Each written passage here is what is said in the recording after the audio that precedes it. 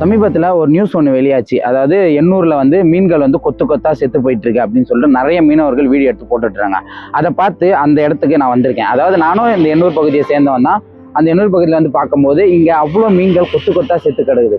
காரணம் என்னன்னா, இங்க இருக்கிற ஃபேக்டரிஸ்ல இருந்து அவங்க வெளியில அனுப்புற அந்த விஷ வாயுகள் தான். அது என்ன பண்றாங்க, அவங்க கடலோட கலந்துருந்ததுனால தெரியாது, கடலோட கலந்து விட்டுலான்னு அனுப்புறாங்க. ஆனா இங்க இந்த ஆறும் கடலும் ஒண்ணு சேர இடத்துல அந்த கசிவுகள் வரும்போது என்ன ஆகுதுன்னா, இங்க ஒரு சில மீன்கள், அதாவது கடலும் ஆறும் ஒண்ணு சேர இடத்துல மீன்கள் அங்க வரும், அங்கதான் முட்டை வைக்கும், அங்கதான் எல்லாமே பண்ணும். அங்க இருக்கும் போது என்ன ஆகுதுன்னா, அங்க இருக்க மீன்கள் எல்லாமே அந்த விஷத்தை குடிச்சு என்ன ஆயிடுச்சு, எல்லா மீன்களும் இறந்து போயிடுச்சு. அதுதான் நம்ம பார்த்த கொத்து கொத்தா மீன்கள் இறந்து போயிருந்தா அந்த வீடியோக்கள் எல்லாமே அதுதான்.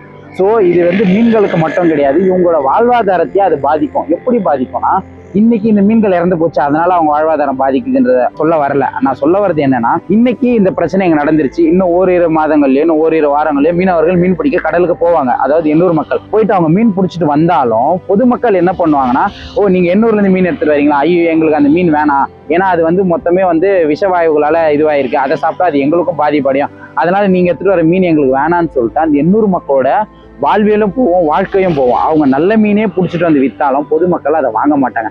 இதனால பாதிக்கப்பட போறது அந்த மீனவர்கள் தான், அவங்களோட வாழ்வியல் தான். இது மட்டும் இல்ல, இன்னும் நிறைய விஷயத்தால இந்த எண்ணூர் பகுதி அழிஞ்சுக்கிட்டே தான் வருது. எப்படி ஒரு வட சென்னை அப்படின்னு சொல்லும் போது எண்ணூர் பகுதி ஒரு பிரபலமா பேசிட்டு இருந்தாங்க, இன்னைக்கு அப்படி ஒரு ஊரே இல்லாத மாதிரி அழிஞ்சிட்டு போற நிலைமை தான் இன்னைக்கு எண்ணூர்ல நடந்துட்டு இருக்கு. அதுக்கு காரணம் இங்க இருக்க இந்த ஃபேக்டரிஸ், இங்க இருக்க இந்த கம்பெனில வர இந்த வாழ்வு கசிவுகளோ இந்த புகைகளோ மனிதர்களுக்கு ரொம்ப கொடுமையான விஷயங்களை கொடுத்துட்டு இருக்கு. மக்கள் வாழ தகுதியற்ற இடமா தான் இந்த எண்ணூர் மாறிட்டு இருக்கு. இதுக்கு காரணம் இங்க இருக்க ஃபேக்டரிஸ். உடனடியா அரசாங்கம் இதை தீர்வு காரணம். இது ரொம்ப வருஷமா நடந்துட்டு இருக்க பிரச்சனை தாங்க இந்த எண்ணூர்ல.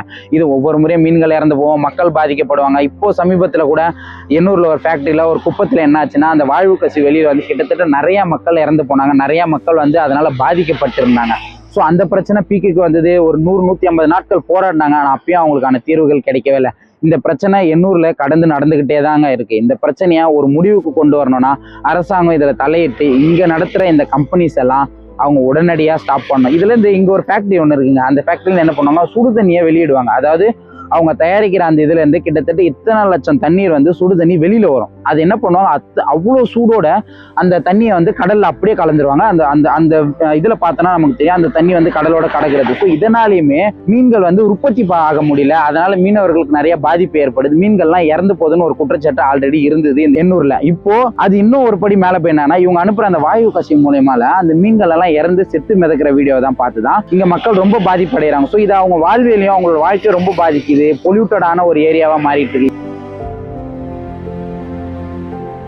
அதாவது நானும் ஒரு எண்ணூரை சேர்ந்தவன் தான், எனக்கும் இது எவ்வளவு பாதிக்குது அப்படின்னா, இங்க வெறும் மீன்கள் மட்டும் செத்து போலங்க, மீன்கள் மட்டும் இன்னைக்கு இறந்து போச்சு, இந்த கம்பெனிஸ்னால வர வாழ்வு கசினால மீன்கள் இறந்து போது வாழ்வாதாரம் பாதிக்கிறத தவிர்த்து பொதுமக்களாலையும் இங்க வாழ முடியாது. அதாவது எண்ணூர் பகுதி எதை நோக்கி போயிட்டு இருக்குன்னா, இங்க மனிதர்கள் வாழ தடை விதிக்கிற அளவுக்கு தான் இங்க போயிட்டு இருக்கு. அதாவது இந்த கம்பெனிஸ்ல இருந்து வெளிவர புகை மூலியமா கூட இங்க நம்மளால வாழ முடியும். தண்ணி காத்து இதெல்லாம் வந்து நம்ம காசு கொடுத்து வாங்கக்கூடாது, இதெல்லாம் எல்லாருக்குமே சுலபமாகவும் ஈஸியாகவும் போய் சேர வேண்டிய ஒரு விஷயம் தான். ஆனா இன்னைக்கு இந்த எண்ணூர் பகுதியில நம்ம பார்த்தோம்னா காத்தே வந்து சுத்தமான காத்து கிடையாது. இங்க வர அந்த இந்த புகையினால நிறைய பேருக்கு ஆஸ்மா, மூச்சு திணறல் ப்ராப்ளம், நிறைய பிரச்சனைகள் இங்க வாழ்ந்துட்டு இருக்க மக்களுக்கு வந்துட்டு தான் இருக்கு. இன்னும் கொஞ்ச நாள் போனா இந்த எண்ணூர் பகுதி வந்து ஃபேக்டரிஸ்க்காகவும் கம்பெனிக்காகவும் மட்டும்தான் இயங்க போகுது. இது மக்களுக்கான எந்த இதுவும் கிடையாது. இங்க மக்கள் வாழவே கூடாது தடையும் விதிச்சிருவானுங்க, இங்க இருக்க மக்களையும் காலி பண்றானுங்க. அதோட ஆரம்ப கட்டம் தான் இப்போ இன்னைக்கு இந்த மீன்கள் இறந்து போறதோ, இங்க இருக்கிற இந்த கம்பெனிஸ்ல இருந்து வெளில வர இந்த புகைகளோ மக்களை அவ்வளவு பாதிக்குது, அவ்வளவு பிரச்சனைகள் நடந்துட்டு இருக்கு. ஸோ இந்த எண்ணூரை பொறுத்தவரையும் இது வந்து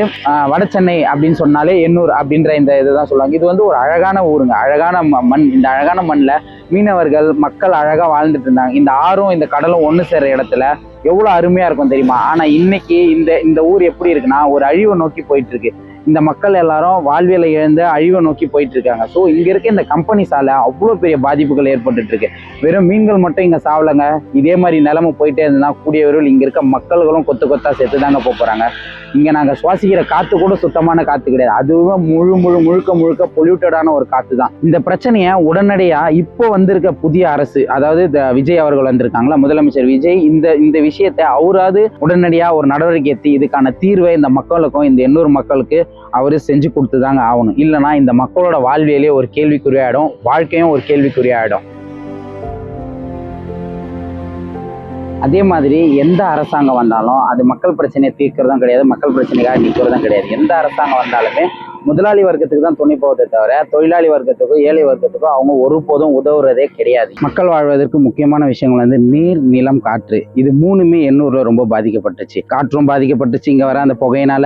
நிலமும் வந்து அவங்க விடுற அந்த வாயு கசினால நிலமும் பாதிக்கப்பட்டுச்சு. நீரும் இங்க மக்களுக்கு குடிக்கிறதுக்கும் அவங்களோட வாழ்வியலுக்கு எல்லாமே பாதிப்பு ஏற்படுத்தி தான் இருக்கும். ஸோ இந்த எண்ணூர் மக்களோட வாழ்க்கையை பொறுத்த வரையும் இந்த முக்கியமான 3 விஷயங்களே அவங்களோட வாழ்வியல் ரொம்ப பாதிக்கப்பட்டிருக்கு. அதனால இங்க இருக்க மீனவர்கள் ரொம்ப பாதிப்படைகிறாங்க. ஸோ தமிழக அரசு வந்து இதுக்கு உடனடியான ஒரு நடவடிக்கை எடுத்து இங்க இருக்க இந்த மக்களோட வாழ்வியலை சரி செய்யணும். சரி செஞ்சால் மட்டும்தான் அவங்களால இங்க நிம்மதியான வாழ்க்கையை வாழ முடியும். இயற்கைன்றது எல்லாருக்கும் பொதுவானது. அதை ஆளும் வர்க்கமான முதலாளிகளுக்கு மட்டுமே பயன்படுத்திக்கிற மாதிரி இந்த அரசாங்கம் இங்கே இயங்கிட்டு இருக்கு. இங்க ஒன்றிய அரசும் சரி, தமிழக அரசும் சரி, இன்னைக்கு அப்படிதான் இயங்கிட்டு இருக்கு. உடனடியாக ஒன்றிய அரசோ தமிழக அரசோ இதுல உடனடியாக தலையிட்டு இந்த மக்களோட வாழ்வியலை அவங்க உறுதிப்படுத்தணும். இந்த மக்களோட வாழ்வியலை இங்க அவங்க நிலைப்படுத்தணும். இந்த காற்று மாசையும் சரி, நில மாசையும் சரி, நீர் மாசையும் சரி அவங்க உடனடியா சுத்திகரிச்சு எல்லாத்தையும் சரி செய்யணும்னு இந்த எண்ணூர் மக்கள் சார்பாக நான் வந்து அரசாங்கத்துக்கு ஒரு கோரிக்கை வைக்கிறேன். இந்த பிரச்சனையெல்லாம் அவங்க உடனடியா தீர்த்து ஒரு வாழ்வியலுக்கான ஒரு இடமா இதை மாற்றி தருமாறு தமிழக அரசை கேட்டுக்கொள்கிறோம்.